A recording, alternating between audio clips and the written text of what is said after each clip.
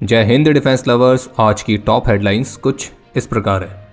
17 दिसंबर को भारतीय नौसेना को मिलेगी MS-60R हेलीकॉप्टर्स की दूसरी स्क्वाड्रन। ऑस्ट्रेलिया पर पाकिस्तान ओरिजिन के आतंकियों का हमला। पाकिस्तान के लिए जासूसी करने के आरोप में इंडियन एयरफोर्स के रिटायर्ड ऑफिसर को किया गया है गिरफ्तार। नंदा देवी पर यूएस का सीक्रेट न्यूक्लियर मिशन फिर से हुआ रिवाइव। और ऑस्ट्रेलिया वाले हमले के बाद भारत में भी हाई अलर्ट जारी।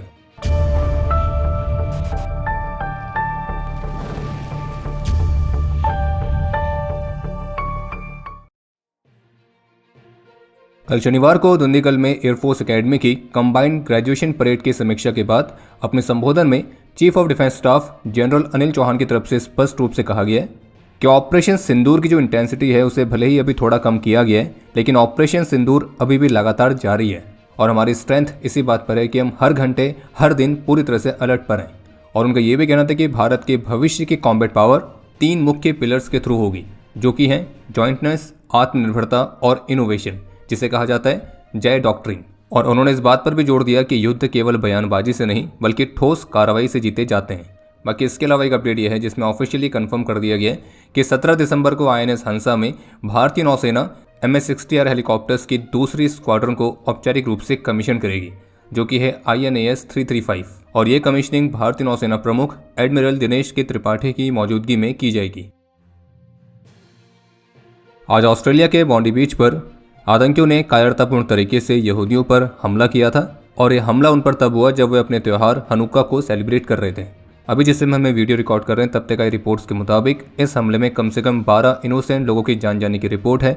29 से अधिक घायल हुए हैं, जिनमें सिविलियंस और पुलिस पर्सनल दोनों ही शामिल हैं। इसके अलावा एक आतंकियों को ढेर कर दिया गया है और दूसरा अभी कस्टडी में है, जिसकी पहचान नावेद अकरम के तौर पर हुई है। भारत के प्रधानमंत्री, भारत के विदेश मंत्री ने भी इस हमले की कड़ी निंदा करी है और आतंकवाद और उसको सपोर्ट करने वालों के खिलाफ भारत की जीरो टॉलरेंस पॉलिसी को भी दोहराया गया है। और ये हमला बिल्कुल उसी तरह के पैटर्न में हुआ है जिस तरह का हमला पहलगाम में भी किया गया था, जिसमें सिविलियंस को खास तौर पर निशाना बनाया गया है। और 29 लोग जो घायल हैं तो उनमें से एक बच्चा भी है जिन्हें सीरियस कंडीशंस में हॉस्पिटल में एडमिट किया गया है। और इस हमले को अंजाम देने वाले आतंकियों में से एक की कार में IEDs भी रिकवर किए गए हैं। और जबकि पुलिस एक तीसरे गनमैन के भी शामिल होने के मामले को इन्वेस्टिगेट कर रही है। और इस हमले को अंजाम देने वाला नावेद अकरम नाम का जो सुअर कस्टडी में, तो वैसे तो उसे सिडनी से बताया जा रहा है, लेकिन इस बात की भी पूरी संभावना है कि वो मूल रूप से पाकिस्तान का ही निवासी है। पर फिलहाल अभी इन्वेस्टिगेशन चल रही है और इस पर जो भी अपडेट्स रहेंगे हमारे डिफेंस अपडेट से आपको उसकी जानकारी मिल जाएगी। और भारत के अलावा Israel, New Zealand, UK, European Union, Norway, इन देशों ने अभी तक इस हमले पर अपना रिएक्शन दिया है। असम में एक 64 वर्षीय भारतीय वायुसेना के एक रिटायर्ड ऑफिसर को पाकिस्तान के लिए जासूसी करने के आरोप में गिरफ्तार किया है। और इन पर आरोप है कि इन्होंने डिफेंस सेक्टर से संबंधित कुछ सेंसिटिव इन्फॉर्मेशंस एक अननोन पर्सन को शेयर करी थी, जिसके संभावित रूप से लिंक पाकिस्तान की इंटेलिजेंस एजेंसीज के साथ थे। इस व्यक्ति की पहचान कुलेंद्र शर्मा के तौर पर हुई है और उन्हें शुक्रवार की रात को पकड़ा गया था। और ये भारतीय वायुसेना में जूनियर वारंट ऑफिसर के तौर पर सर्व कर चुके हैं और उनकी last posting Tezpur air force station में थी और 2002 में इन्होंने रिटायरमेंट ली थी। और उसके बाद इन्होंने तेजपुर यूनिवर्सिटी के इलेक्ट्रॉनिक्स डिपार्टमेंट को ज्वाइन किया था और फिर वहां से भी वो रिटायर हुए थे। और इनको गिरफ्तार करने से पहले कुछ समय तक इन पर सर्विलेंस की गई थी।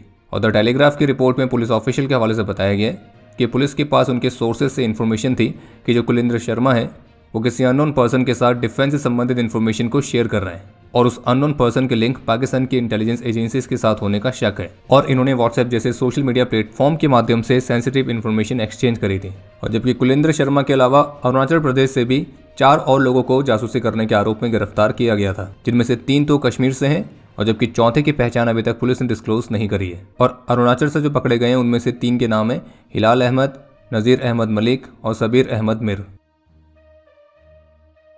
द न्यूयॉर्क टाइम्स ने अपनी एक लेटेस्ट आर्टिकल में अपनी इन्वेस्टिगेशन के माध्यम से कोल्ड वॉर एरा के एक सीक्रेटिव और कॉन्ट्रोवर्शियल ऑपरेशन को फिर से रिवाइव किया है, जो कि हुआ था भारत के हिमालय क्षेत्र में स्थित नंदा देवी में, जिसमें इस बात को फिर से मेंशन किया गया कि कैसे 1965 में कोल्ड वॉर ऑपरेशंस के तहत US की CIA ने भारत की इंटेलिजेंस ब्यूरो के कोलैबोरेशन के साथ एक कोवर्ट मिशन को प्लान किया था ताकि वे चीन के न्यूक्लियर और मिसाइल टेस्ट पर निगरानी कर सकें। और इसी ऑपरेशन के हिस्से के तौर पर एक nuclear power device Nanda Devi में इंस्टॉल किया जाना था, क्योंकि ये एक ऐसी लोकेशन थी जो कि चीन के ऊपर जासूसी करने में एक अच्छे खासा कवरेज प्रदान करती थी। और वो डिवाइस था एक प्लूटोनियम 238 पावर्ड न्यूक्लियर जनरेटर, जो कि सर्विलियंस इंस्ट्रूमेंट्स को पावर देता। हालांकि वो कोई न्यूक्लियर बॉम्ब तो नहीं था, लेकिन वो रेडियो एक्टिव जरूर था। लेकिन जब ये मिशन होना था तो एक्सट्रीम वेदर कंडीशंस और एवलांच के कारण ये मिशन कामयाब नहीं हो पाया और उस समय जो टीम थी वो उस न्यूक्लियर पावर डिवाइस को वहीं पहाड़ों पर ही छोड़कर वापस चले गई थी और उनका ये मानना था कि मौसम साफ होने के बाद जब वे वापस आएंगे तो उसको रिकवर कर लेंगे। लेकिन जब वो वापस आए तो वो डिवाइस वे कभी भी रिकवर नहीं कर पाए और वो डिवाइस आज भी ग्लेशियर्स में नीचे कहीं दबा हुआ है। और चूंकि अब क्लाइमेट चेंज की वजह से ग्लेशियर मेल्ट हो रहे हैं तो इस बात का डर है कि जो रेडियो एक्टिव मटेरियल है तो उससे भारत की मुख्य नदियों के पानी पर वो रिलीज हो सकता है और इससे ह्यूमन और एनवायरमेंटल दोनों ही तरह के रिस्क हैं। और वैसे तो कई दशकों तक इस मिशन को हमेशा क्लासिफाइड रखा गया था और ऐसा बहुत ही रेयर है कि जब ऑफिशियली इस इंसिडेंट को डिस्कस किया जाता है। लेकिन द न्यूयॉर्क टाइम्स ने अपने इस लेटेस्ट आर्टिकल में इस इंसिडेंट को फिर से रिवाइव किया है और न्यूक्लियर सेफ्टी, क्लाइमेट चेंज, इन सभी को लेकर कंसर्न्स दिखाए हैं। इसमें इस बात को मेंशन किया गया कि कैसे क्लाइमेट चेंज की वजह से जो एक कोल्ड वॉर वाला सीक्रेट है ये एक एक्टिव थ्रेट बन सकता है। बाकी इस नंदा देवी वाले सीक्रेट पर हमने एक स्पेशल एनिमेशन वीडियो भी डिफेंस स्क्वाड के चैनल पर पहले अपलोड करी थी, तो आप उसके माध्यम से भी इस पूरे ऑपरेशन के बारे में और भी अच्छी तरह से समझ सकते हैं। लिंक इस वीडियो के डिस्क्रिप्शन में आपको मिल जाएगा। ऑस्ट्रेलिया के बॉन्डी बीच पर जो आतंकियों ने कायरतापूर्ण तरीके से यहूदियों पर हमला किया था, तो इस हमले के बाद से भारत में भी हाई लेवल का अलर्ट जारी किया गया है, विशेष रूप से यहूदियों के हनुका त्यौहार को ध्यान में रखते हुए। और एनडीटीवी की रिपोर्ट के मुताबिक ऐसे कुछ इंटेल है कि जो आतंकी संगठन है वो दिल्ली, बेंगलुरु और मुंबई, तो इन शहरों में भी यहूदियों के इस त्यौहार के दौरान उन्हें टारगेट करने के लिए कुछ बड़े हमले प्लान कर सकते हैं। और इस रिपोर्ट में सोर्सेज के हवाले से बताया गया है कि जो इंटेलिजेंस एजेंसीज हैं उनका ये कहना है कि जो इनपुट्स हैं बहुत ही सीरियस हैं और कुछ खास जगहों पर सिक्योरिटी को बढ़ाया गया है। वहीं इसके अलावा एक अपडेट यह है कि army veteran lieutenant general Dushyant Singh, जो कि नई Delhi based think tank clause यानी कि centre for land warfare studies के करंट डीजी हैं, तो इन्होंने भारतीय वायुसेना के साउथ वेस्टर्न एयर कमांड के हेडक्वार्टर्स में अपने एक संबोधन में स्पष्ट रूप से कहा है कि इंडियन आर्म फोर्सेस को ऑपरेशन सिंदूर 2.0 के लिए तैयार रहने की जरूरत है, जो कि होना ही है क्योंकि मुख्य रूप से पाकिस्तान की जो मिलिट्री है वो चीन और टर्की के सपोर्ट के साथ कश्मीर वाले मुद्दे पर अड़ी हुई है। और उनका यह भी कहना था कि मई में ऑपरेशन सिंदूर के दौरान हुआ जो सीज फायर है तो वो एलओसी पर पाकिस्तान द्वारा बार बार उल्लंघन के कारण नाजुक बना हुआ है।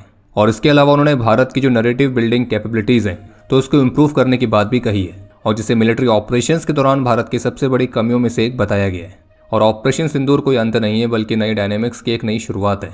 और इसलिए उनका कहना था कि भविष्य में हमारे एडवर्सरी के साथ कोई कॉन्फ्लिक्ट होने के क्या चांसेस हैं, तो आंसर है बिल्कुल हाँ। और ऑपरेशन सिंदूर 2.0 सिर्फ एक संभावना नहीं है बल्कि ये होना ही है, तो इसलिए हम जितना जल्दी अपने आप को तैयार करेंगे तो उतना अच्छा है। बाकी अब समय है आज के इतिहास का। आज के दिन 1971 के वॉर में अपने अदम्य साहस और वीरता का परिचय देते हुए मेजर ललित मोहन भाटिया वीर गति को प्राप्त हुए थे और इन्हें मरणोपरांत वीर चक्र से सम्मानित किया गया। आज के दिन 1971 के ही वॉर में अपने अदम्य साहस और वीरता का परिचय देते हुए फ्लाइंग ऑफिसर निर्मलजीत सिंह सैखों ने अपना सर्वोच्च बलिदान दिया था और हमारे इस वीर को मरणोपरांत परमवीर चक्र से सम्मानित किया गया, जो कि भारतीय वायुसेना के पहले और अभी तक के एकमात्र परमवीर चक्र से सम्मानित होने वाले एयर वॉरियर हैं। और आपके लिए आज का प्रश्न है कि फ्लाइंग ऑफिसर निर्मलजीत सिंह सैखों भारतीय वायुसेना के किस स्क्वाड्रन से थे। और अब समय है आज के टॉप 3 कमेंट्स का, जो ये रहे आपकी स्क्रीन पर।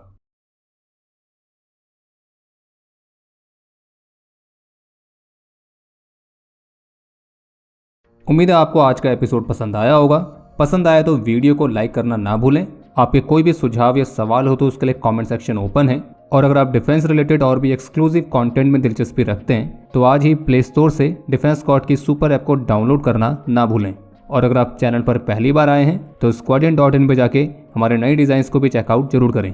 बाकी जल्द मिलेंगे नए एपिसोड के साथ, तब तक के लिए जय हिंद, जय भारत।